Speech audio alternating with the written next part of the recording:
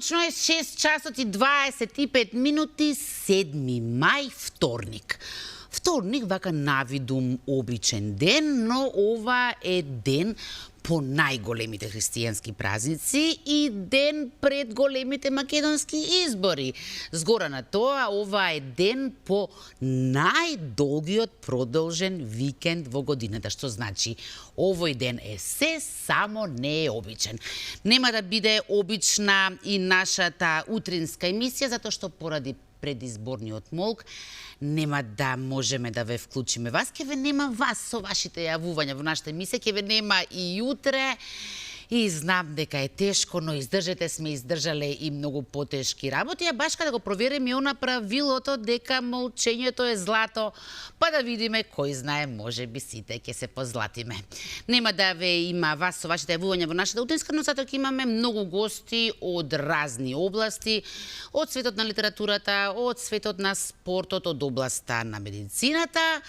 А за самиот почеток, она за кој што дефинитивно смееме да зборуваме денес, тоа е времето и временската прогноза, така и во приватниот живот, за да не се расправаме. Најбезбедна тема е времето, па да видиме со какво време ќе започнеме оваа работна седмица. Да, иако е вторник, сушност делува како понеделник. Времето денес ќе биде сончево со мала до умерена облачност. Стандард, значи му доаѓа класика дека по празниците времето се разубавува. Еве, максималната температура денес ќе се движи до 27 степени. Инаку, се само да кажам дека во оној првиот блок што вообичаено е резервиран за вашите јавувања, наместо вашите јавувања, ќе имате можност да погледнете епизода од македонските народни приказни, ќе имате можност да проследите рецепт од вкусот на традицијата. Сега си започнуваме стандардно со првите утрински вести, но најпрво да видиме кои гости ќе ги имаме денес во нашата утринска. Во Добро утро секое утро ќе гледате 19 медали за македонските каратисти на 36-тиот Европски шампионат во традиционално карате. Промовираме нови наслови за книгоиздаваштво 3. Церебрална парализа, група на нарушувања на движењата кои се појавуваат во првите години од животот. На оваа тема зборуваме со доктор Филип Дума, специјалист по детска неврологија. Најдобри практики во наставата. Ученици по пијано црпат искуства од најдобрите училишта во Хрватска. Вија најавуваме најголемата еколошка акција во историјата на Македонија и на Западен Балкан. Ете, во меѓувреме се сместивме, пристигна Милена Сејановска од издавачкиот центар 3. Добро ти утро прво, Милена. Добро утро и од мене и ете срекни празници, вака постпразнично се гледаме. Да ни се множат, така. Да. Милена, те викавме затоа што зад нас е убедливо најзначајниот книжевен настан, може се каже тоа, сајмот на книгата по 36-тиот пат. Па сега да видиме вака од мала временска дистанца, како се заврши, впечатоците, нели, да ги видиме како се. Еве, прво ти како би го оценила ова издание 36-то? Мислам дека досега беше најпосетуван саем и особено сме задоволни што имаше големо не само посетеност, туку и број на млади луѓе кои што доаѓаат, па дури и од училиштата што ги организира, што доаѓа кај нас, гледам дека се интересира. Многу ни е драго и што и сите кои што доаѓа им беа познати насловите, знаеа што сакаат да читаат, што е многу значајно, значи дека се информирани, дека не следат. Едуцирана читачка публика, така значи дека што да, на наше големо задоволство, исто така и македонските автори беа едни од најбараните на нашиот штанд, ги одбележавме нели и средбите, имавме и гости од Србија, односно Маја Волк и Срдјан Драгоевик, Венко Андоновски, Лидија Димковска, Румена Божаровска, Винка Саздова беа автори на нашиот штанд постојано, така што и гледам дека луѓето им значи посебно кога ќе имаат прилика да разговараат со нив, да им дадат ете некоја насока за па дури за пишување, имаше и доста автори млади кои што бараа совети за пишување од нив, така што беше навистина вистина едно од најубавите читачки доживувања и се надеваме дека следниот ќе биде уште по-успешен, уште по-посетуван и само да расте оваа бројка, затоа што тоа значи дека се уште се чита и дека можеби ете допрва ќе се зголемува бројот на луѓе кои што секојдневно ги гледаме со книгите в раце. Често пати на тоа прашање како се мери успешноста на еден саем е токму бројката на посетителите. Да. Но дали е тоа единствениот критериум? Па мислам дека не мора да значи, или еве од нашата страна на штандот нам ни значи кога гледаме дека ги имаат прочитано повеќето книги, кога ги знаат авторите, кога знаат што сакаат да читаат, така што нас тоа ни е едно мерило за успех и секако домашните автори што ни се нас во фокусот. Кога гледаме дека се бараат домашните автори и дека се читаат, тоа за нас дефинитивно е знак дека сме на добар пат. На што се должи тоа, Милена? Тоа некој своевиден феномен одненадеж како да се случи однаш таа почит кон македонските автори. Сигурно имате разговарано и во вашата издавачка куќа за тоа. Да, мислам дека со самото тоа што почна повеќето да се преведуваат надвор, ете и Венко Андоновски нели се здоби со Толстоевата награда, мислам тој претходно е наградуван автор и од секогаш бил имено, гледам дека имаат доверба и во другите автори, наградата Роман на годината што и припадна годинава на Лидија Димковска со единствен матичен број, самите преводи ете Румена Божаровска што доживеа и 10-то издание годинава, значи можеби тоа ете им влијае дека кога се цени од светот можеби станува и подраго ни е, нели, кога гледаме дека нешто што е од кај нас, кога се цени во светот, ја сваќаме неговата вредност и не сакаме да го пропуштиме. Меѓутоа, мислам и дека се должи и на младите луѓе кои што се повеќе одат, нели, студираат книжевност, почнуваат да се организираат поетски читања или било какви книжевни доживувања или сега што организираат од градската библиотека браќа Миладиновци, нели, имаат клуб на читатели, можеби сето тоа ги раздвижува и ги потикнува дека колку што е поголем бројот, дека е тоа вредно да се направи и да се прочита. Има нешто во самата атмосфера, во воздухот на сајмот, што искрено не знам кој е посреќен таму, дали самата публика или пак ете писателите, што тоа е едно место каде што навистина се чувствуваат како звезди, знаат дека некој дошол специјално за нив таму. Да, и токму така се чувствуваат и признато на некој начин и гледаат дека сето тоа што го прават се рефлектира во луѓето, односно дека тие научиле нешто од таа книга или пак не само во однос на животни лекции, туку ете и на пишувачки лекции, така што мислам дека тоа им значи особено. Лично ти сега вака те прашам, по што ќе го паметиш овој сајм, што би издвоила? Кој момент? Па ете би ги издвоила сите тие средби со писателите, зашто мислам дека тие го одбележуваат самото тоа што ќе се видиш очи во очи со некого што претходно си го читал, особено значи кога ќе го добиеме тој потпис, мислам дека тие средби што се случуваа на нашиот штанд, тие би ги одвоила и секако новитетите што пристигна. Секогаш нели се обележува во духот на новитетите и баш и може да го споменеме и слоганот, нели секоја година одиме под различен слоган, иако тоа е нели исто до наше лого. Приказната ни ден без смисла ни беше нашето на нашиот штанд, да, што потекнува токму од еден цитат на Венко Андоновски кој што вели човековото тело може 7 дена без вода, 15 без храна, без смисла не може ниту единствен миг. Супер.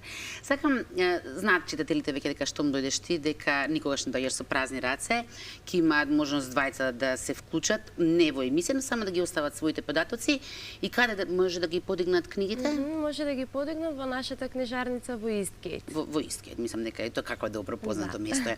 Но пред да преминеме на оние дела кои што ти сакаш денес да ги издвоиш, да речеме, од останатите сакав те прашам за она награда, односно оние награди што се доделуваат помеѓу двата саема од страна на Македонската агенција на издавачи, вие секако како издавачка куќа сте нели дел од неа.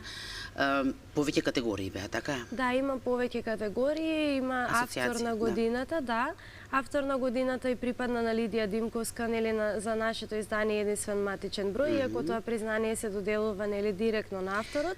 Меѓутоа има и за признание за општествена одговорност, за промотор на читачката култура, за најдобро ликовно и графичко уредено издание, што е особено значено затоа што тука влегуваат и сликовниците.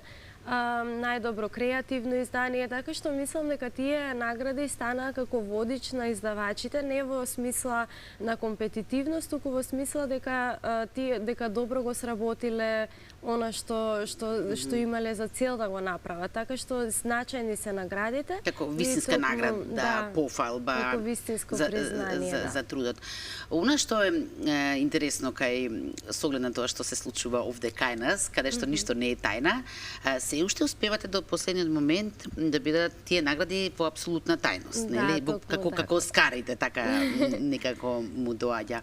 И од специјална жири комисија. Комисија, да, и се доделуваат вообичаено, нели, сајмот почнува во четврток, во петок се доделуваат во промо центарот, што е, нели, дел, иако не имаме средби на нашите штандови, има дел резервиран за промоции, каде што се случуваат промоции на нови книги, но и особено ни е драго што има и настаните како ние што имавме со Ирена Јурчева, преводувачката на Силмарилион, значи за преводите или пак за нешто што претходно не било дебатирано, на некој начин да се доближи до читателите, но да, во тајност е тоа и баш сме во исчекување кој ќе биде, што ќе биде и мислам баш вака си добија некоја своја форма. Ајде сега веќе да преминеме со оглед на тоа што имаш овде донесено доста книги. Знам дека не е лесно се што издавате да издвоиш нешто, но сепак како своја препорака на гледачите еве што да читаат во наредниот период. Да, или еве како едни од книгите што најмногу се читаа овој саем, токму и затоа ги донесов и особено ни е драго за писмо до внуката од Горан Стефановски, што представува негово интимно писмо што вистина го пишал на својата внука Калина. Но ние го направивме во една ваква форма со цел децата да може да се доближат до овој свет, затоа што е многу поучно. Тука мислам дека секоја мисла е бисер и токму тука се наоѓа и еден од неговите најпознати цитати. Ако некој ти каже овде има провалија, ти кажи му онде има мост. Мислам дека често го среќаваме, но има и мотиви од македонскиот народ за македонските работи кои што се многу значени и можеби во првобитното читање тие ќе го доживеат како едно добро дојде за светот, но понатаму мислам дека тоа се одразува на еден поинаков начин. Се познавајќи ко Горан Стефановски, претпоставувам дека не е само за деца намене тоа, така? Не, под длабочината на мисливе веќе што ги спомнам, мислам дека ова за секој еден од нас. Да, и доста и возрастни ја земаа книгата, токму поради тоа не само за деца, туку секој дело што е оставено од Горан Стефановски си е нели посебно и вреди да се прочита и тука се и пофалба на обратноста и други се исто така од него, кои што досега не се објавени во ваква форма и кој што е еден од насловите што нели ќе ги доделиме на читателите. Исто така Венко Андоновски излезе ново издание на Азбука за непослушните фрески и гротески, што се неговите први раскази и роман објавени на македонската книжевна сцена. Ова е едно реиздание, бидејќи сметам дека дела како овие мора постојано да ги има нели во продажба, затоа што треба да се читаат и да се препрочитуваат. Румена Божаровска со Господ по Америка, што беше апсолутен хит на саемот. Румена е многу, мислам, многу е позната и многу им е блиска на читателите, особено нели на таа женска читателска публика, затоа што знаеме нели дека таа постојано се бори за правата, но и за зборот, што е особено интересно затоа што во овие есеи некако јас барем лично ги доживеав како да е поискрена, поотворена. Малку провокативен наслов, мора да кажеме, да. Ги вклучува и незините искуства всушност од незиниот живот во Америка, инаку насловот потекнува од една песна, така што ќе си открија донатре, мислам, иако звучи провокативно, всушност има една длабинска заднина во тоа.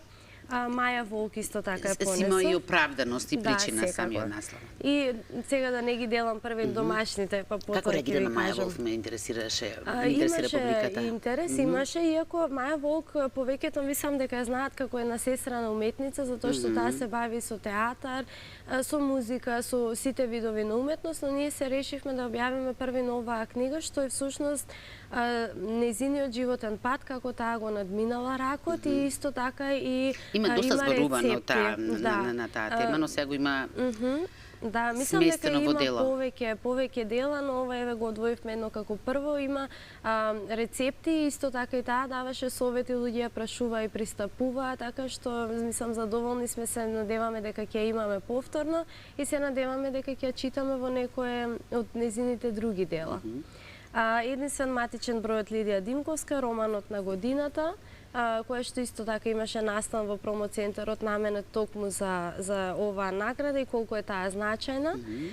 И секако Срген Драгоевиќ, кој што го знаеме нели како режисер на Ми нисмо анџели, Ране, Парада, мислам е популарен, исто така луѓето го препознаваат. Ми е драго кога ги препознаваат и на лик, затоа што тоа значи дека веќе истражувале за авторите. Со исто така провокативен и доста интересен наслов. Чат-пат е добро да се прочита по некоја книга, за да не се испадне глупав во друштвото. Да.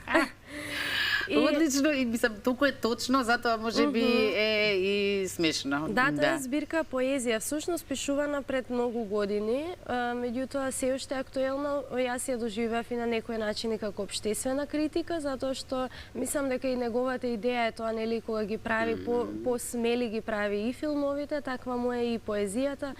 Навистина интересно четиво и вреди да се погледне да си се запрашаме, па да си подразмислиме малку. Така, да.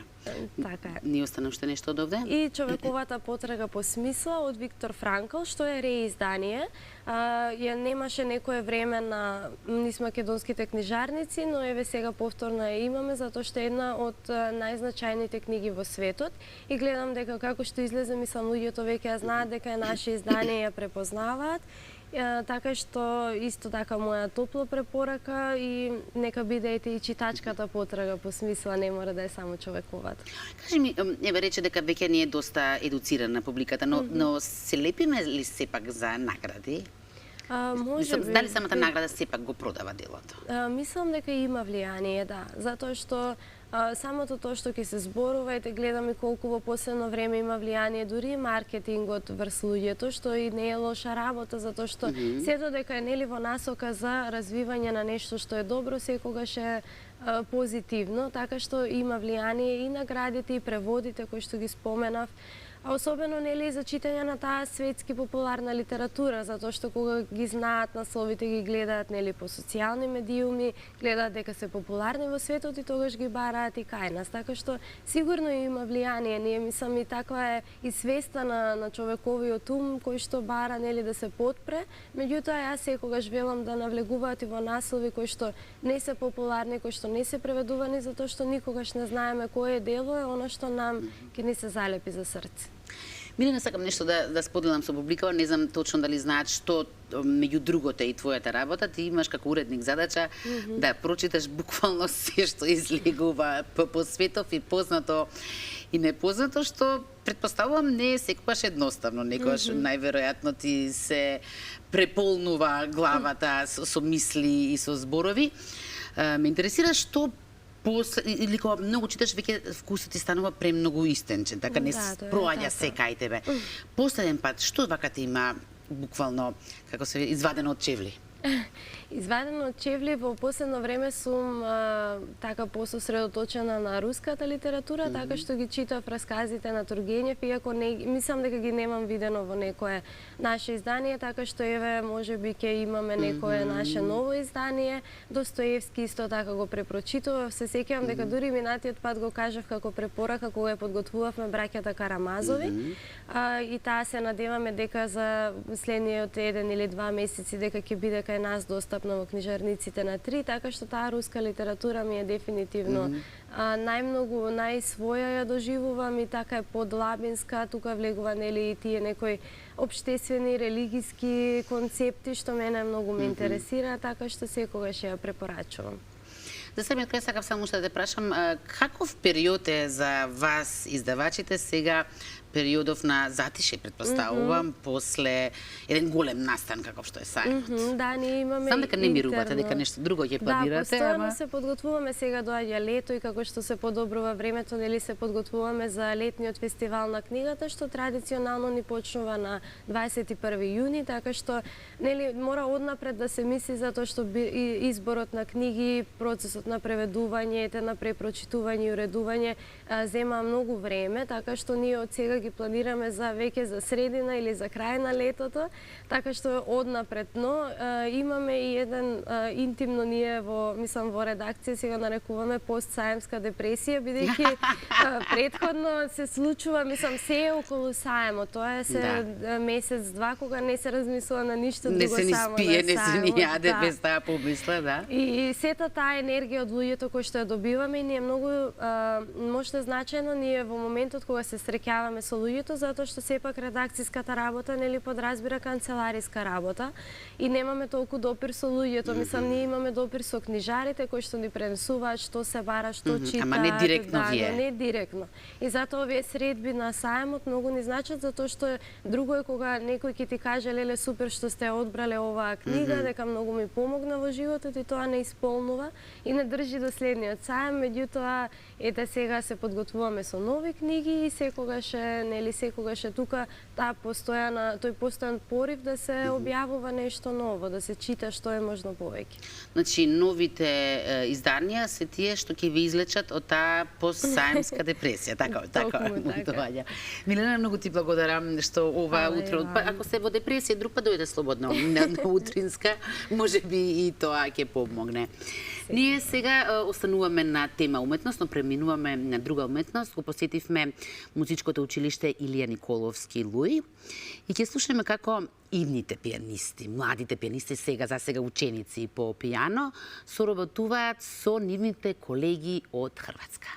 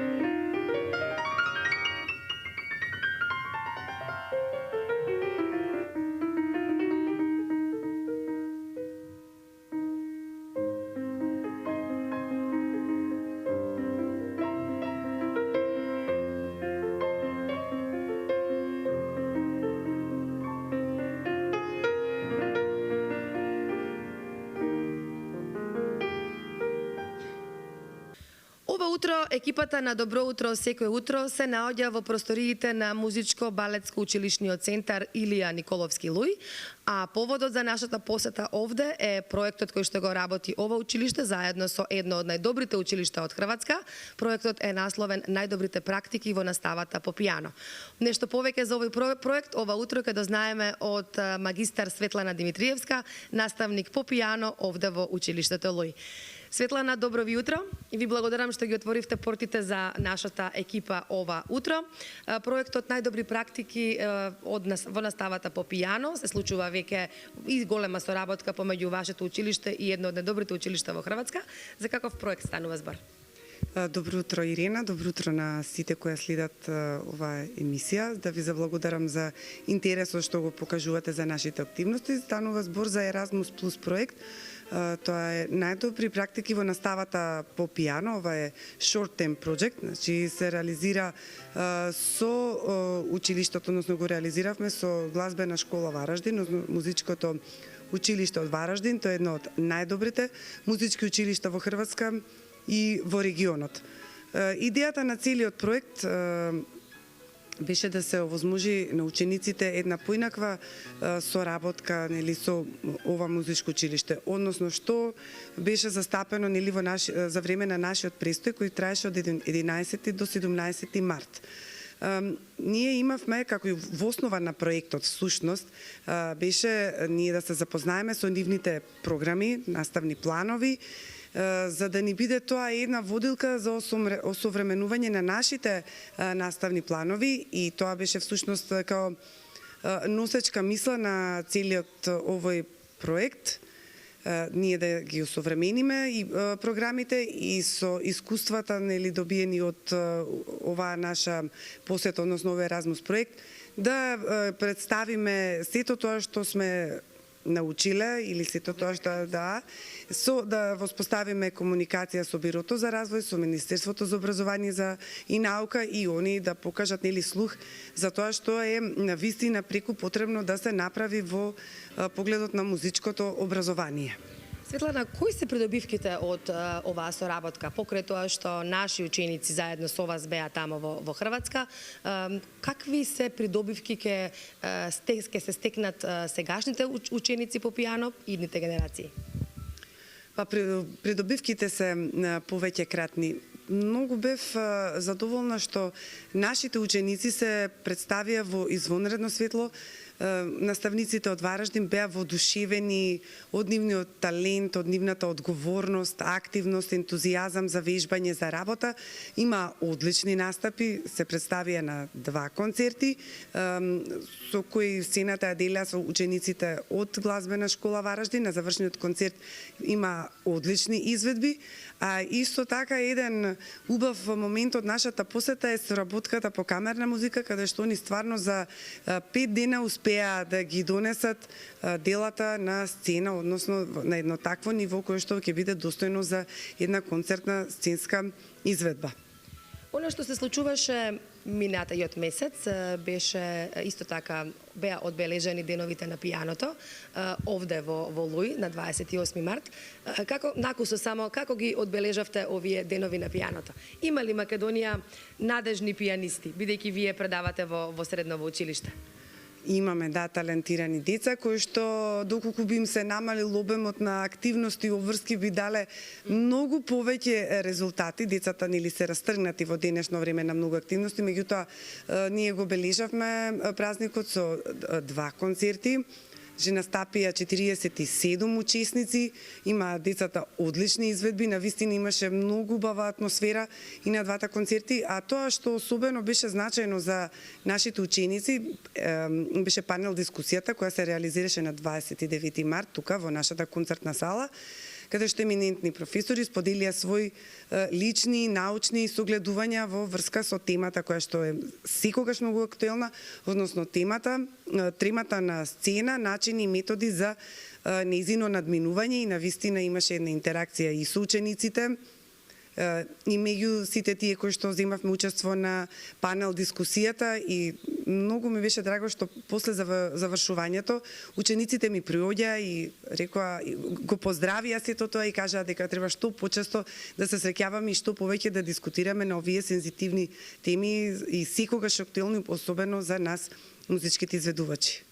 Давид Павич, ученик, односно студент по пијано во Музичко-балетско-училишниот центар Илија Николовски Луј. Ова утро е исто така заедно со нас. Давид, добро утро. Добро ни дојде во утринската програма Добро утро секој утро. Она што сакам да го споделам со тебе и со нашата јавност е тоа дека ти веќе од своја 7 година се дружиш со пијаното. Сакам да те прашам, од каде кај тебе љубовта кон овој инструмент? Па најпрвен, брат ми го носеа на музичко, он свиреше виолина, но подоцна се откажа. И Во еден момент, додека чекавме да заврши со часот, имав прилика да неговата професорка ме донесе до пијаното и јас како мал почнав да го допирам пијаното и па на некој начин да лупам по него, не да свирам, и тоа ми се допадна. И така пројавив љубов едноставно. Од тогаш па наваму цели 11 години другаруваш со пијаното. Пијаното ќе биде и твоја идна професија. Беше дел од програмата на Еразмус која што беше во Хрватска, во Вараждин. Какви се твоите впечатоци од таму? Тоа беше едно прекрасно искуство за сите нас, не само за учениците, туку и за професорите, едноставно со тоа што имавме можност да видиме еден поинаков пристап кон пијанизмот, кон нашата работа. И едноставно колку ние уметниците имаме љубов едноставно спрема инструментот и како едноставно треба да продолжиме да работиме. И едноставно беше една убава споредба помеѓу нашето училиште и нивното, но едноставно видовме исто така и колку треба и да напредуваме и на колку добар пат сме да бидеме едно прекрасно училиште. Така е. Ти си матурант од ова училиште, оваа година завршуваш, четврта, во чија класа си? Во класата на магистар Елена Костовска. И продолжуваш понатаму да студираш пијано, така? Овде остануваш во нашава земја, ќе имаме можност да уживаме во твојата музика, во твоето музицирање. Многу ми е кејф вака кога ќе видам млади, надежни луѓе, македонци, пијанисти, кои што ја представуваат и ќе не представуваат надвор во светот. Ти посакувам многу успех. Благодарам. И што ќе слушнеме сега за крај? Па, не знам, ќе импровизирам, ќе видиме.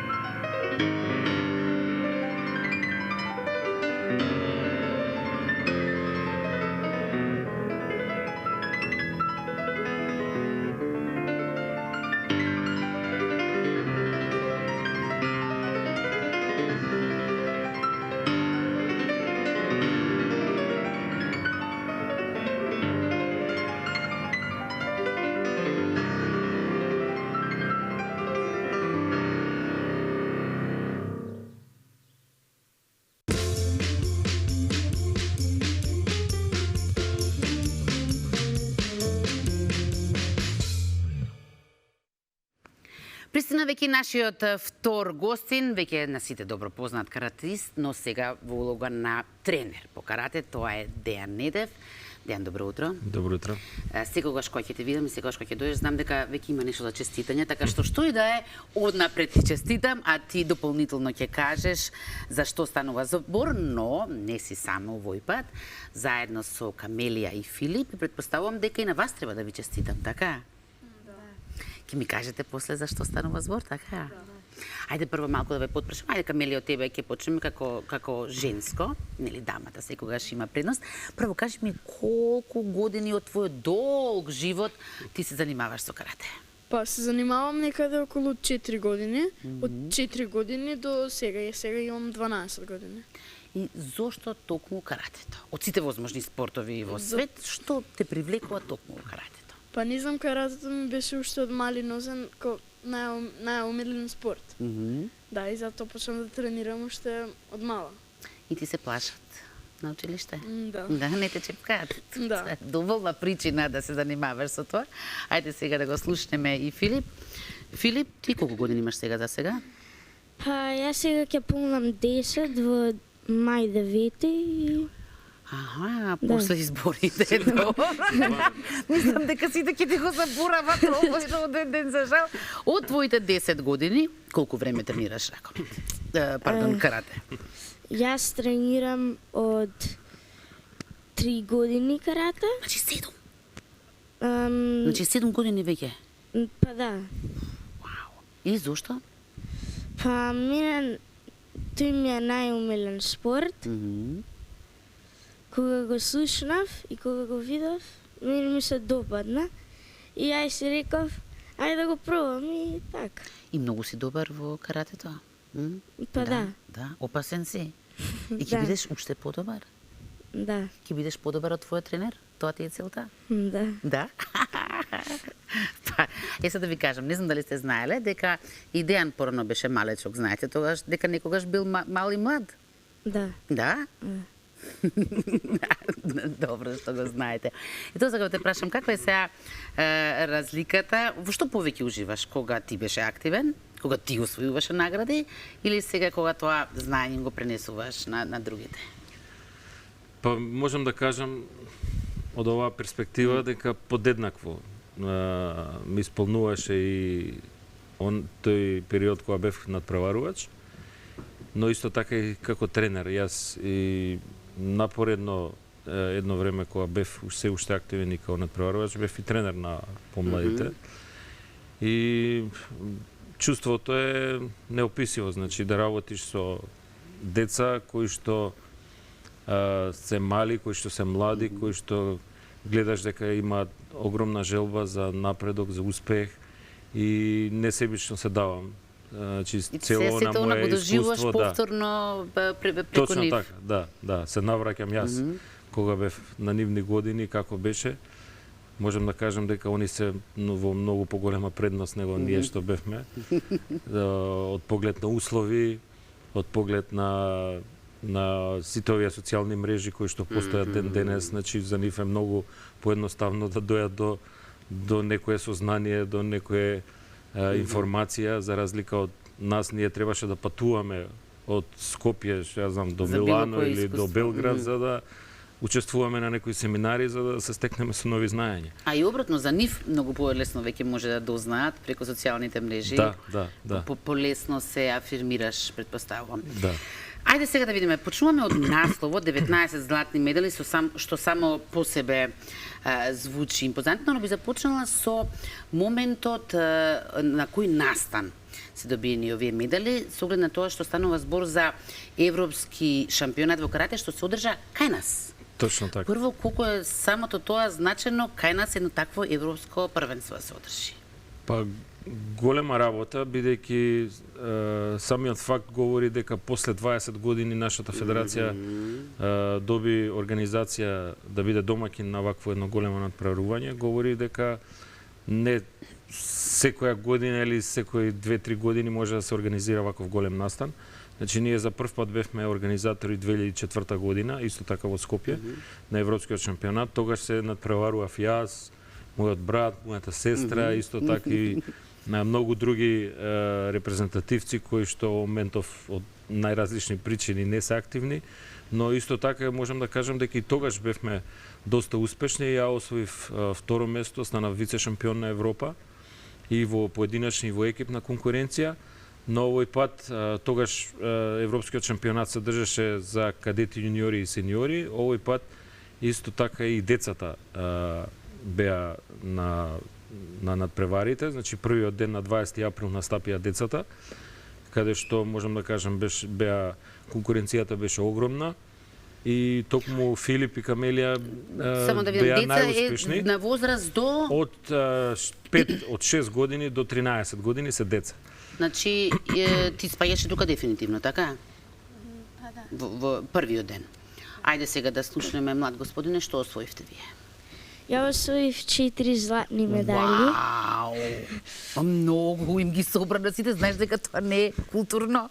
Домаќин си, гости дошле, ти им ги собираш златните. Имаше негодување маце од српската репрезентација, но сега што е тука и ние кои идеме на нивен терен, па они на победуваат и така. 4 златни. Ајде да ми ја обясниш малку категоријата, затоа што колку категории имаше воопшто? Па имаше, кај децата има 3 поединечни категории и 2 екипни. Значи тоа се оние стандардни кати, изведена на техника. Исто така договорена борба има кај децата, нема она слободна борба за да не дое до несакани повреди, бидејќи тие на таа возраст учат како да ги изведуваат ударите максимално со максимална контрола, исто така учат како да блокираат, како да ескивираат. И затоа што ударите и блоковите кои што постојат во каратето не се природни како во боксот. Например, има плејада постојат многу удари и со нозе, и со раце, и блокови, така да потребно е долг период на едукација за да тие дојдат до некое задоволително ниво, за да може сите овие надпреварувачки дисциплини покасно да ги практикуваат. И веќе таму после 14-тата година тие се може да, значи кога ќе дојдат во кадетска конкуренција, може да настапуваат и во слободна борба. 4 награди, тоа имаше таква борба договорена, така? Да. Договорена борба, но со противник. Да, со противник, Кој ти беше противникот, од каде беше противникот? Па противникот беше од повеќе беа од Србија. Аха. И затоа се навредле. Да. Да. Нешто друго освен злато освоивме? Па само злато ја. Само злато. Ах, штета. Браво. Нека ти се среќа, се шегувам. Камелија, ти? Јас освоив исто 4 златни и 1 сребрена. Да, настапав во 5 дисциплини, од кои неколку се екипно, а другите се поединечни. 3 поединечни и јас имав, мислам, уште 2 екипни. Браво, дечки, ало да ви е, стварно. Малку само да се напратиме на првенство. Од колку земји учествува и колку... Па да, значи учествува над 370 надпреварувачи од 15 репрезентации. Најсилните екипи кои што се во традиционалното карате, како една Полска, Романија, Израел, Србија, беа токму тука во Скопје и морам да кажам дека надпреварите беа доста силни, доста конкуренцијата беше огромна, но ние за овој надпревар се подготвувавме во континуите 4 месеци, секој ден, дури по 2 тренинга дневно. И ова не се први наши резултати во оваа категорија, тие исто така и надвор на меѓународни надпревари освојуваат исто така златни, сребрени, бронзени медали. И да кажам дека вториот ден, значи на 21 април, исто така се одржа борбите во кадетска, јуниорска и сениорска конкуренција, каде што имавме исто така наши представници. Исто така да ги споменам, сакам тоа, сестрите Берти и Јана Милевски, кои што исто така освоија повеќе медали во поединечни во екипна конкуренција. Исто така Дамјан Донев освои златен медал во борби и во ембу тоа е исто така една кореографија. Берта Милевска со Бојан Богдановиќ исто така освоја златен медал. Колку е тешко или лесно, односно кои услови треба да се исполнат воопшто да се добие да можност да се одржи едно вакво првенство? Па секако после 20 години сте го добиле, што значи мора некои услови да се исполнат, така? Секако се гледа активноста на федерацијата, односно и колку меѓународно учествуваме на сите тие надпревари кои што се според Европската и Светската федерација закажани на календарот. И исто така организацијски, дали претходно сме организирали некое вакво големо надпреварување. Ние до сега, значи нашата федерација, Македонска традиционална карате федерација, има организирано преку 10 меѓународни надпревари. Значи јас се сеќавам 95-та година уште јас во кадетска конкуренција за прв пат организиравме европски шампионат во кадетска и во јуниорска конкуренција. Знам, тогаш се сеќавам дека првенството беше многу убаво организирано и се организираше во универзалната сала. Да. која што за жал изгоре. Заврши како што заврши, да. Јас се надевам дека ќе изградат уште поубава, понова, и затоа што тоа беше символ на нашиот град. И исто така, значи, кажав 2004 европски шампионат организирахме, ова е втор од сениорска конкуренција, и пред 2 години бевме организатори на светско првенство. Исто така во спортската сала во Кале. Исто така многу успешно, сите беа презадоволни и овој пат и тогаш. Значи сите учесници понесоа многу убави спомени и за време на надпреварот и после надпреварот, значи беа презадоволни во секој поглед. Колку е тешко да се организира еден ваков настан? Многу, многу. Значи Се ти треба одмор пак 20 години за да се нафатиш пак на вакво нешто. баш така. Значи баш тој период е доста стресен затоа што ние немаме некои луѓе кои што се на платен список кои што ни помагаат, сите на волонтерска основа помагаат, дури спортистите и родителите и сите кои што се во организациониот тим. Мора да истакнам исто така дека имавме огромна поддршка од Универзитетот Скопје, кој што ни помогна за пропагандниот материјал, за оваа брошура која што ја изработивме специјално за европскиот шампионат.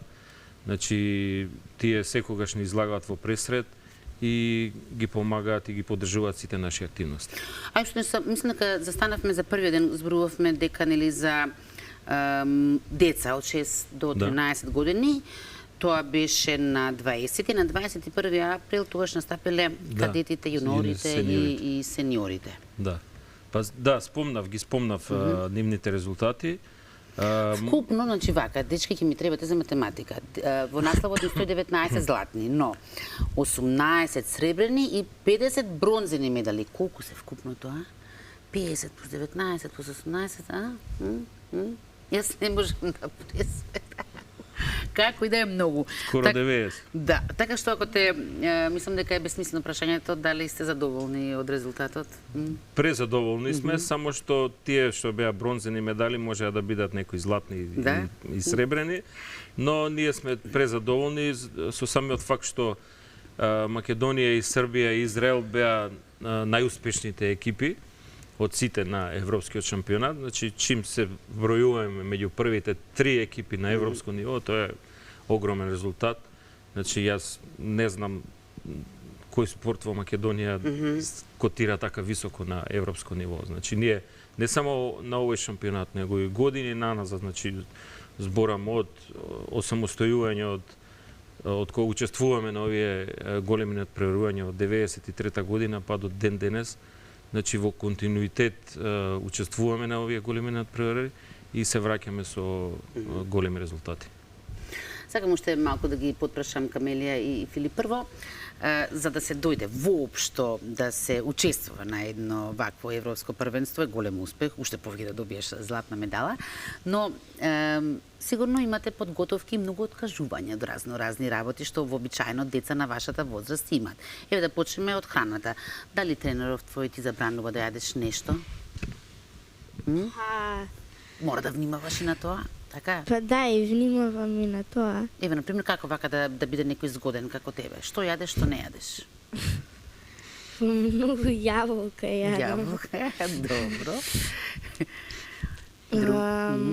Си имаш нешто пропишано што треба дневно да примиш? Дали колку калории? Или настанов таков си згоден, роден и што да правиш, нели? Мајка природа. Мајка природа. Изгледа. Така. А во однос на спиење, мора да легнуваш рано? Да. Да. Колку сат си во кревет? Во 9. Добро. Си легнувам. Сигурно? Да.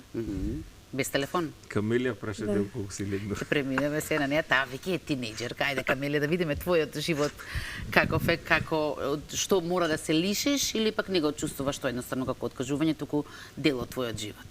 Не го чувствувам како откажување. Храната, и ти така си родена или мора да внимаваш? Па, мора и да се внимава. Мора да се внимава. Што, например, мора да избегнуваш? Па нездрава храна, шеќери. Онаа брза храна исто. и тие што не се здравени. Тоа што е најинтересно, да. Затоа не може секој да биде успешен. Ајде сега тоа прашањето што треба да те прашам, ти кога си легнуваш? Ја не си легнам баш многу рано. Добро, да не те испитувам до тоа. Ама како и да е, успехот си го имаш. Така, може би кога би легнувала рано, не би. Не знам за Филип, ама Камелија пред некој вакво големо надпрерување е толку возбудена што она не може да спие? Не може да спие воопшто. На мене е тоа, и ја исто така бев. Значи, кога требаше патуваме негде, ја не спиев. Добро, адреналинот си го прави своето. Јас многу ви благодарам на тројцата што бевте овде. За крај само сега кога ќе прашам, знам дека следен пат кога ќе се видиме пак ќе треба да честитам. Така што уште од сега ти честитам, но еве што ви се следните планови. Па вака, Откако ќе се стишаат страстите, возбудите од ова? Па не очекува, прво што не очекува е еден летен карате семинар кој што традиционално го организираме на Егејското море. Значи веќе 12-та година сме на исто место, тоа е Неа Флогита, кој што ни пружа одлични услови за одвивање на вакви активности. После тоа не очекува светски куп во Лублин, Полска, на кој што учествуваме традиционално секоја година. Лани, уствари оваа година, Камелија учествувавме на еден меѓународен куп во Полска, освои 2 златни медали. И Филип лани на ова првенство што оваа година ќе учествуваме, исто така освои 2 златни медали. И као најважен настан за оваа година ни е светскиот шампионат кој што од 6 до 9 ноември ќе се одржи во Лима, Перу. Аха. Да. Аха, блази. Светски куп за деца и светски шампионат исто за кадети, јуниори и сениори. Многу ми е мило за сите вас, впрочем и за нас, оглед на тоа што сепак ја представувате, нели, и Македонија. Особено за вас, дечки, ми е мило и се надевам дека често ќе ве гледам овде. Знам дека не се станува рано, ама ќе доаѓаш. Тоа е составен дел. Да. Благодарим уште еднаш на поканата и поздрав до вашите гледачи. И јас многу ви благодарам. Ние сега ќе направиме мала пауза со музика.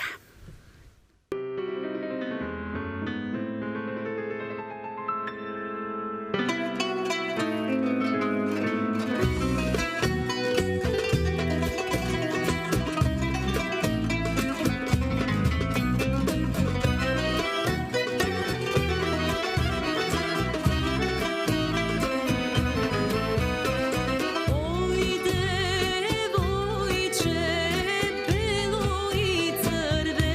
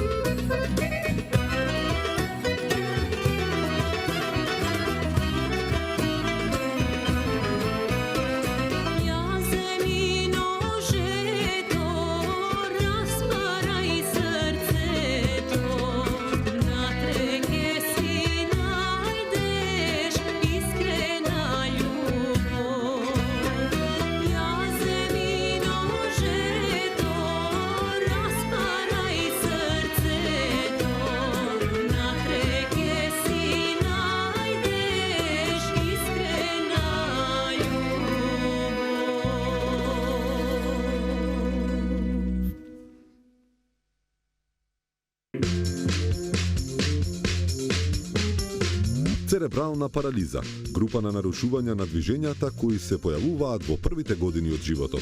На оваа тема зборуваме со доктор Филип Дума, специјалист по детска неврологија. Вие најавуваме најголемата еколошка акција во историјата на Македонија и на Западен Балкан. А сега во продолжение имаме утрински разговор со една интересна личност која сите мислам дека добро ја паметите, а тоа е нашиот познат борач и олимписки шампион Шабан Трстена. Да, поранешен олимписки шампион, со него разговараше Ирена Спировска. Се наоѓаме во старата Скопска чаршија, едно од најубавите места во нашиот град, каде што можете да го испиете вашето предпладневно или попладневно кафе, а јас утринава го пијам во друштво на олимпискиот шампион Шабан Трстена, кој точно пред 40 години во далечната 1984 го освои олимпиското злато во Лос Анџелес и постигна историски успех кој што до ден денес е ненадминат. Во неговата активна и богата 20-годишна борачка кариера, во која има 741 надпревар, од кои 715 победи, постави рекорди во стилот на слободно борење. Вистинска чест е да се биде во друштво на една ваква легенда. Шабан, благодарам за прифатената покана и за тоа што утринава ќе се дружи со гледачите на телевизија Алфа. Па прво, Ирена Хаде, добро утро, добро што дојдевте еве на утро у срцето на чаршијата во Стара Скопје. Као што гледа, еве, кафето пиеме заедно сега овде. Рековте, се чудав од каде толку информација, толку да знаете мојата историјата, почеток. Па за една ваква спортска легенда и треба да ги знаеме сите тие резултати и да се горди. За ова свано ме се чуде, викам, како знаеш дека најмлад сум, еве. Да, Ирена, еве, свано рековте дека ова поклона од Господ што ни поклони вака, као што видите вие ујутро се пуно туристи. Ви замислите колку луѓе се сега тука, моментално ова разговор што правиме на утро, пуна чаршијата со туристи, значи тоа е еден треба да бидеме горди што го има, што ни даде Господ ова брилјантна убаво градче во чаршијата. Има тука многу различни кафења, различни јадење, специјална јадење, као што знаат сите, чаршијата го има тоа што му дават на туристите. Не само туристи, и ние што живееме тука, имаме тоа, не знам како да кажам, гордост го имаме тоа што го имаме ова и јадењето и пиењето кафе. Као што гледате, тука сме еден специјален кафе, еве испиевме ние заедно тука, една специјална кафе што има, може сегде нема вакви кафе, што има разни африкански, бразилански, марокански, Кенија, има чисто кафе. Свано е убаво. Очигледно, Шабан, дека уживате во пиењето кафе, го сакате кафето, какви се вашите утрински ритуали? Како се буди олимпискиот шампион Шабан Трстена? Порано, Ирена, да, добро прашање ова, порано, на мој годин младост, првите утрински ми беше футинг, трчање, вежбање, ова. Сега, пошто прекинавме кариерата, да ви кажам право, прво кога станувам, една кафе ќе пијам дома во дворот. После тоа ќе идам мора, знаеш што, и кога сум бил и као спортист порано, кога скина по 12 кила, мора доручак да јадам. Било што е доручак, мора, без доручак не излегувам нигде. Или ќе излегувам да јадам доручак, чорба, омлет, или тоа е доручакот мој. После иде кафето, како што видеве, заедно пиевме кафе сега. После ова чаршиско кафе. Чаршиски кафе реков, разбира. Пошто видите интересантно ова, кога сите сакат да се средна со мене разни луѓе од цел било од каде во градот во Македонија. кога ќе сака да се видат со мене, викам, сакам една термин, ова, го прашувам прво, викам, кажете, кај сакате на европски дел или на азијски дел? Да ви кажам, сите сакат да дојдат во чаршија, да уживат и разни кафе, рековме пред малце. И исто јас кафето го пијам тука, после, наравно, дека идам на разни местове, да. Без кафе, мене преко ден, викам, зашто ме прашувавте колку пијам. Највише 5 комада до 6. Ама не менјам ништо, освен експрес кафе. Колку спортувате? Колку наоѓате време за спортски активности и предпоставам сега се повеќе рекреативни, а знам дека многу често шетате и ги посетувате убавините природни на Македонија. Тоа е истина, Ирена. Моето младост нема време да ги прошетав јас градови на Македонија, планините, зашто цело време 300 дена бевме на припреми, многу такмичења, многу напревари, многу борби имавме. Сега на ове годините уживам, да ти кажам право. Ги прошетав сите градови во цела Македонија и уште продолжувам, ама уживав и ги прошетав сите планини. Тогаш многу, некои планини, не реком многу, Крушево како што е во Матка тука, сум ги трчал и порано, ама сега ги прошетам сите, било која планина во Македонија, ме останува сега во Битола, ќе идам тамо, пошто сум бил војник тамо, ќе идам сега да ги прошетам планините во Битола, тие убавините тамо. Друго место све сум прошетал. Тоа е милина, Ирена, тоа е милина, свано е убаво земја имаме ние, убаво лепота имаме, наши планини, езери. О, Господе, затоа уживам сега на ове стари години, го имам сега тоа. Со спортот, да ви кажам, правам, не како што сум правил порано, секој ден по 2 сати, наравно дека ги правам за моето здравје, а исто така го потребам и со точак. Од тоа обавезно ми е од дома до Матка. Значи тоа тие 30 км ги правам петок, сабота, недела. Да. Тоа е делот на мој живот сега, Ирена. Тоа е делот. Ова е ваша јубилејна година, значи 40 години од освојување на олимпискиот златен медал и по тој повод разбрав, ми кажавте дека се подготвува еден документарен филм кој ќе биде посветен на вас. И тоа веќе почна да се снима? Да, тоа веќе почнува, пред 3 месеци дена почнува.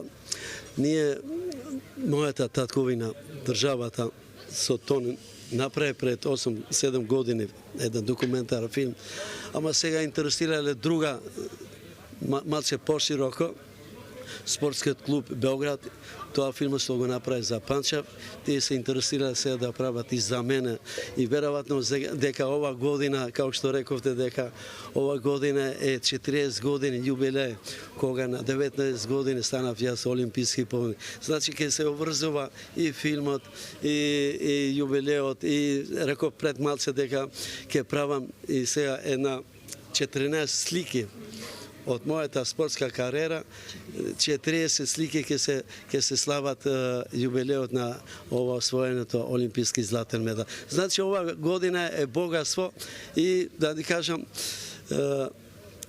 може на младост не сум бил многу радосен, пошто не сум знал толку вредности, колку вредности како олимписки, европски, светски медали, многу. Ама сега на ова година изгледам дека ќе биде многу по-другче, по-гордост и по-радостен, дека успев на мојата година да донесам све што треба да донесе еден спортист за нашата татковина, за нашиот народ со моите успеси. Да. Шабан, благодарам уште еднаш за одвоеното време, вистинска чест е, привилегија и задоволство да се биде во ваше друштво. Фала многу, Ирена, кратко, ама јасно. Да? За кратко ова што зборувавме, ама го кажавме еден многу мал еден делот, еден кратко живот како преживам као олимписки победник. Благодарам многу уште еднаш. Фала многу и на вас, Ирена. Браво.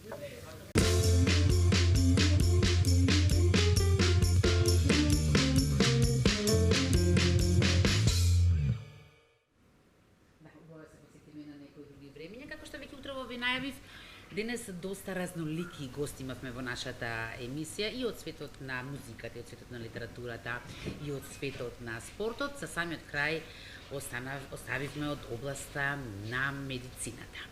Ова утро со нас имаме на гости доктор од неуромедика, станува збор за професор доктор Филип Дума, кој што е субспецијалист по детска неврологија. Доктор, добро утро. Си го научив ова на памет како учениче.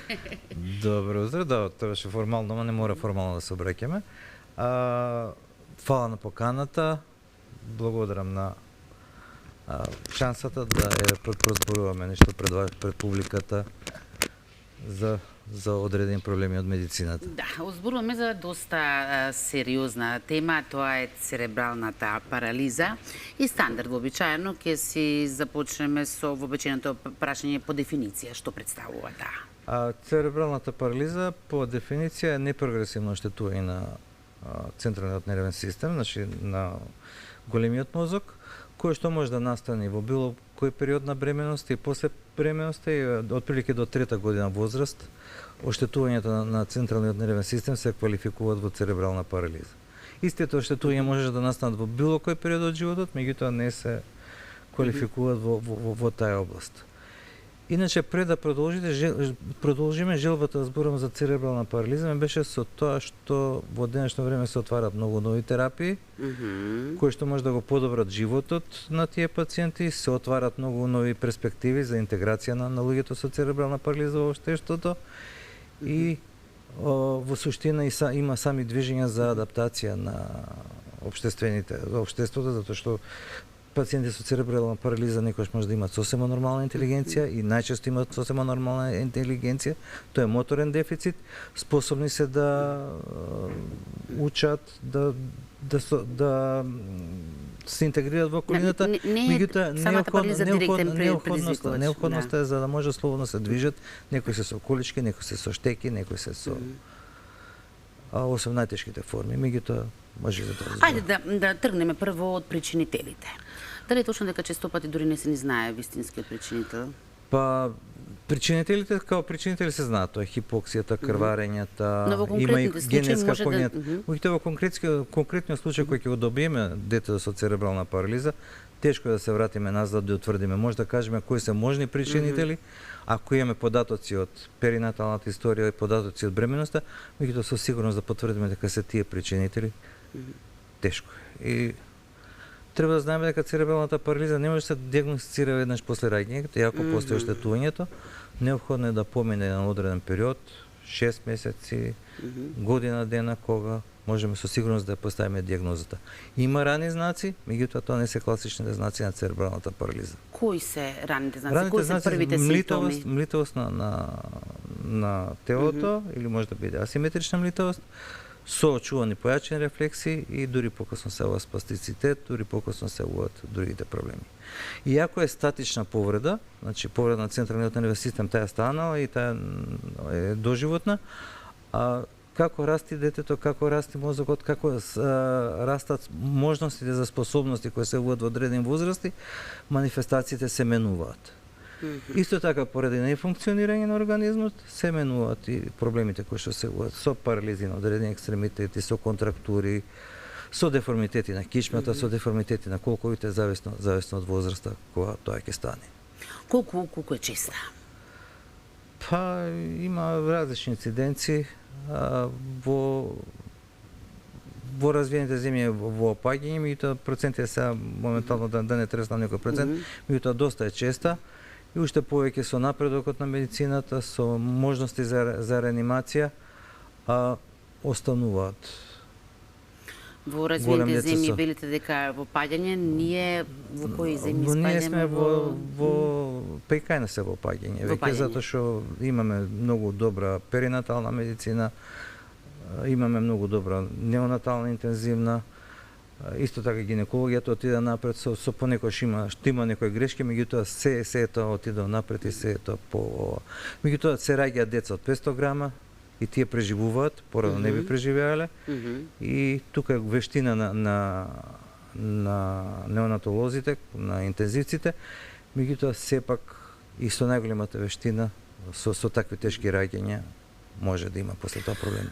Се јавува строго само кај деца, никогаш подоцна не се јавува? Значи, како дефиниција, церебрална парализа е оштетување на централниот нервен систем од раѓање до 3 годишна возраст. После 3 годишна возраст, во сообраќајќи истите симптоми може да се добијат, истите знаци, или со крварење во мозокот и така, меѓутоа не е тоа церебрална парализа, тоа се хемипарези, хемиплеги, параплеги. Мозокот е еден, манифестациите на оштетувањето на мозокот се секогаш слични, меѓутоа као церебрална парализа е привилегија на детската возраст. А генетскиот фактор игра ли тука улога? Има и генетски церебрални парализи, меѓутоа тие треба да се откријат и да се исклучат, затоа што влегуваат во се прогресивни. Многу често се прогресивни, за разлика од церебралната парализа која што има непрогресивна еволуција, така да треба да се разлучат. Ајде стигнавме сега до овој дел што рековте, главнината причина поради која што ја поставивте токму оваа тема. Најдов негде податок дека уште во времето на Хипократ тој има споменувано ова, што значи 5 век пред наша ера. Тоа е компликација на раѓањето и колку е по-нестручно раѓањето, колку е по-спонтано раѓањето, толку се повеќе можни тие компликации. Па сега ме интересира да овој 5 век пред наша ера до денешен ден со развојот на медицината, конкретно во оваа област, колку е напредната? Церебралната парализа постои, ќе постои. Оштетувањето на мозокот настанува. Некојаш настанува интроутерино, некојаш настанува после раѓање, некојаш настанува за време на раѓањето.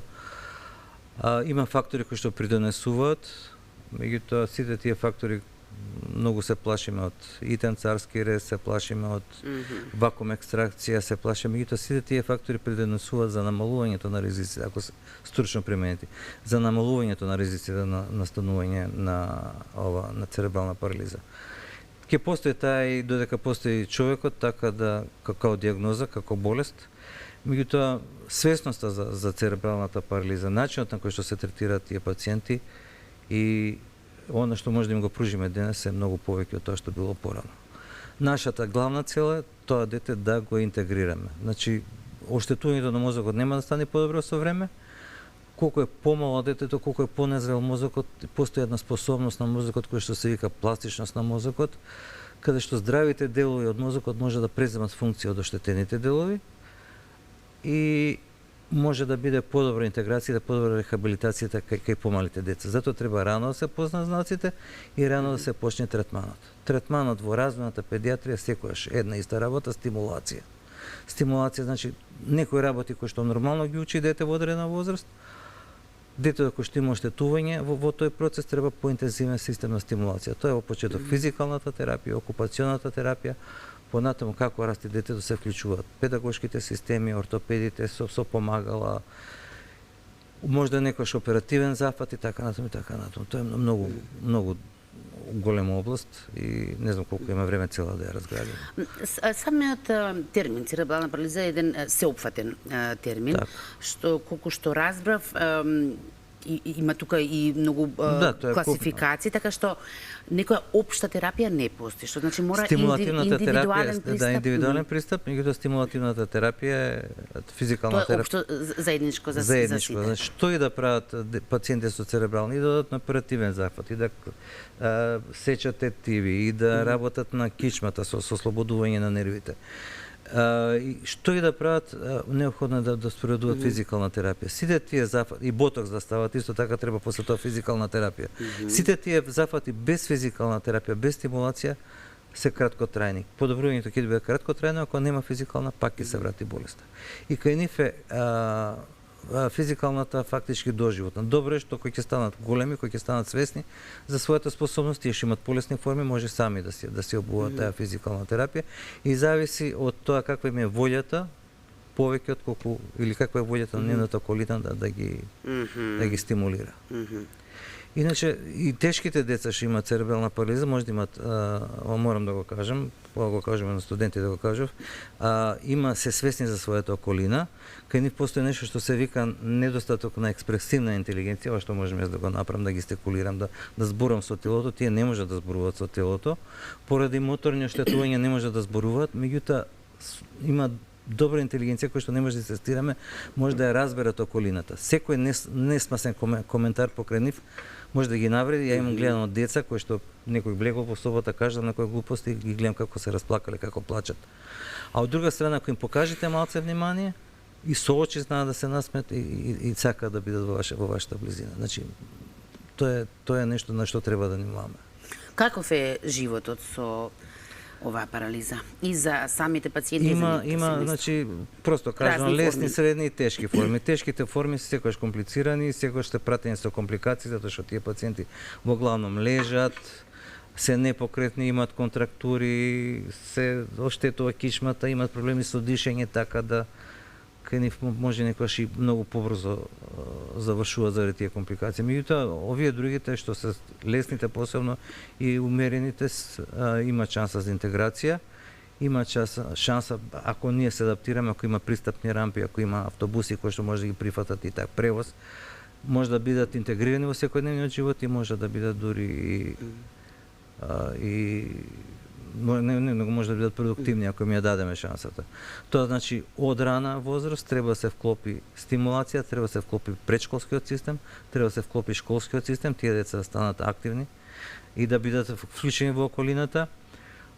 Многу погрешно на што се правеше порано, ако има дете со церебрална парализа да се скрие, ќе се влези во класот, ќе се каже кои се потребите и тогаш дечињата наставно да го исмева детето, ќе се трудат да му помогнат. Сите ќе сакаат да му бидат пријатели, да му помогнат да се интегрира во средината. Токму тоа е важно, самата церебрална парализа не предизвикува интелектуална попреченост, туку е како нус појава на изолиран начин на живот, да речеме? Не, интелектуалната попреченост постои кај 20 до 30% затоа што зависи кој дел од мозокот е зафатен. Меѓутоа, експресивната интелигенција, тоа значи дека јас сега дискутирам и покажувам и сега моите гестикулации се на јазик кој што ако некој не ме слуша нешто проба да гледа дека нешто активно станува. Кај нив таа интелигенција не постои затоа што имаат парализи, не може да се движат, не може да ги движат одредените екстремитети, значи не може така добро да се изразуваат, затоа што може да има проблеми со зборувањето исто така и со голтањето и со хранењето и тие знаат, ја чувствуваат околината, меѓутоа немаат начин како тоа да го искажат. Тие што се потешките форми. Иначе полесните форми ги учат и говорните вештини. Да, има меѓу другото покрај другите терапии има и говорна терапија, таа колку помага? Па помага затоа што ќе се најде начин да го склопи говорот, ќе му се помогне да ги во вежби со дишење и така натаму. Сега не сум логопед, меѓутоа има начин како тој третман помага. Истите терапии ги прават и кај стари луѓе кои што имаат мозочни удари, после мозочни удари логопедите имаат активно учество. Надворешните протези претпоставувам исто така се од огромна помош, без нив веројатно би било. Да, тоа е дел од терапија, значи тоа се ортопедски помагала или таки денес има роботски справи кои што им помагаат на тие луѓе да се исправат и да одат. Има оперативни зафати, ботоксот и така натаму. Има многу начини на кои што може да се помогне. Меѓутоа никако треба да знаат сите пациенти кои што влегуваат, пошто се тоа големи инвестиции, и голем дел од тие работи одат во странство да ги направат, кои ќе почнат со такви зафати, не сме да се откажат од физикалната терапија. Сега да ве потпрашам, втор пат го споменувате ботоксот и јас кога го прочитав се зачудив со оглед на тоа што немаме ни доволно информации за ботоксот, веќе и во друга конотација нели го сваќаме. Како, на кој начин помага ботоксот кај овие пациенти? Спастицитетот треба да се повтара на одредени периоди 6 месеци, 9 месеци и после неколку сеанси станува отпуштањето на спастицитетот трајно.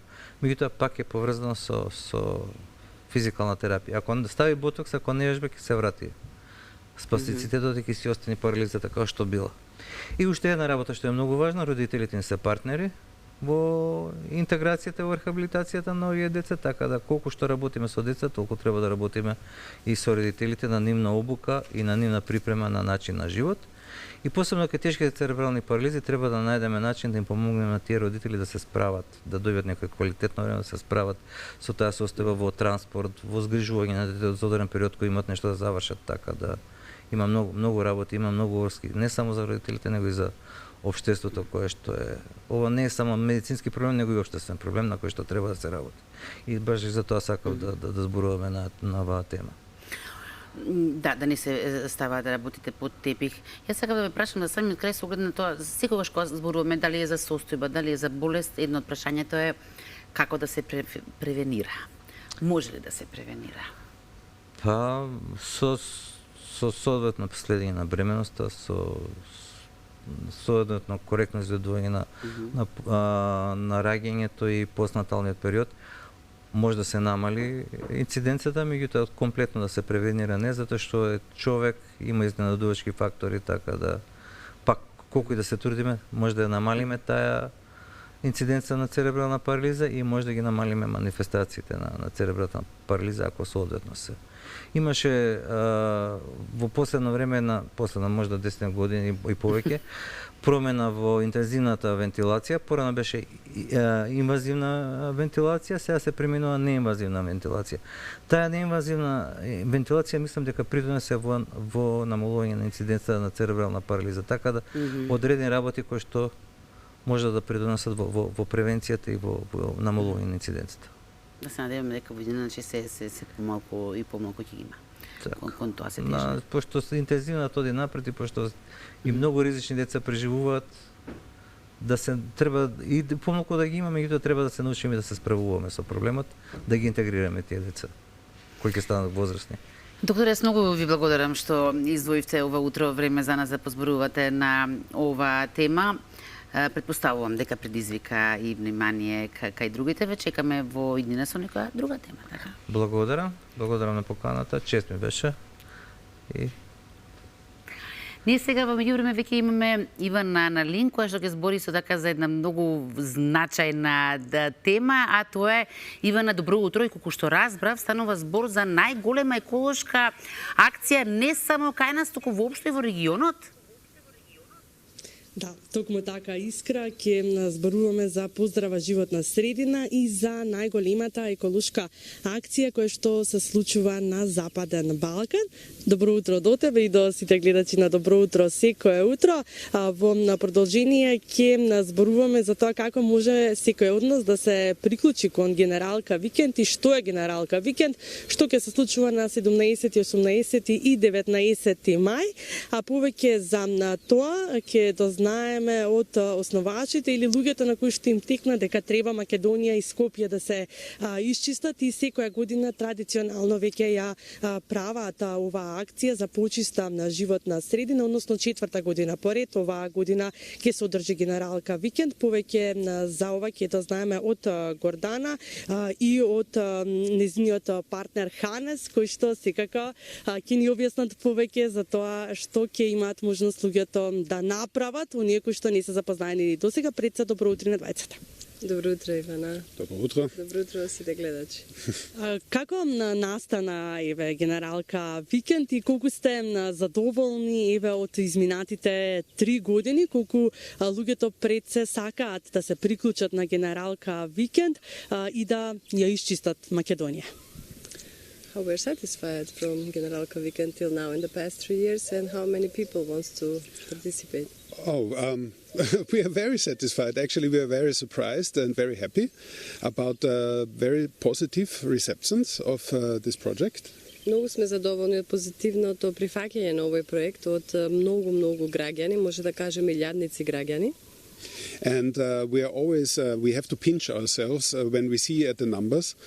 And when we see that all 81 municipalities in Macedonia are this year for the first time participating with 300 and more schools, with 200 organizations, starting from Red Cross to Akcijaž to pensionists to sports clubs to NGOs to the diplomatic corps to governmental and non-governmental institutions. Треба некојаш и да се допреме самите за да сватиме колку Генералка викенд стана голема и колку многу луѓе се приклучуваат во акцијата.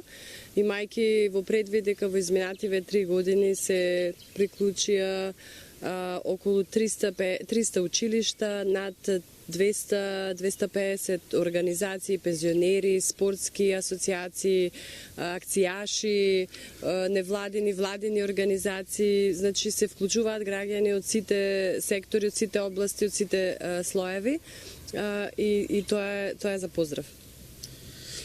Yeah, and which is also quite an interesting fact is that with Generalka Weekend, actually the people of Macedonia created the second biggest event of the year after the elections. So Generalka Weekend is the second biggest event in Macedonia after the elections. And I think, the elections come from the government and Generalka Weekend comes from the people. Да, ние сме пресрекни, Ханес тоа го истакна, што Генералка Викенд, благодарение на луѓето што се приклучуваат во акцијата, стана вториот настан по големина во нашата земја, бидејќи Генералка Викенд се организира во сите 81 општина оваа година и ако изборите, после изборите, да, значи втора по големина после изборите, ако изборите се владина организација, Генералка Викенд е организација која што доаѓа од луѓето. Да, кои се активности, Гордана, ќе се превземат оваа година и ќе бидат дел од Генералка Викенд? Како што споменавме, ќе учествуваат сите 81 општина во нашата земја на 17, 18, 19 мај, значи цела држава ќе чисти во истите 3 дена. Потоа имаме акцијата ќе започне од Кале, чистење на Кале со волонтери, каде што ќе се приклучи дипломатскиот кор, волонтери од град Скопје, волонтери од општина Центар и секој што сака да се придружи на 17 мај.